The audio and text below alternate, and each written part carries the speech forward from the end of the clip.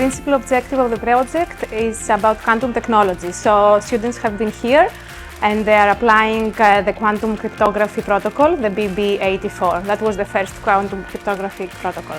So they're starting from the theory, they learn the basic concepts, then they move to quantum physics, and then they did a nice simulation of that until they reached the final experiment, which was the most exciting part of the project. I think it's actually quite cool. It's one of these things that I wish were there when I was starting, no? Because it has a little bit of everything. It brings you the opportunity to come to a research center where you actually see how things are, how the people look, no?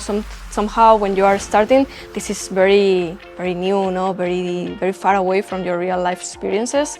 You only have this image of a scientist like in a lab with a lab coat. Then you come here and you see the real thing, no? It's normal people, it's real people, they talk to you, they are nice. You say, actually, this could be me one day, no? It brings it closer, it makes it more real. This place will be amazing, and it is indeed amazing. It's like very professional researchers, and they're not only professional at their field, but they're also chill, nice people. And also my friends, I discovered that we are not only sharing the same enthusiasm, like similar dreams, but we are also like sharing same hobby. So we are enjoying a lot, and I'm really glad that I make new great people.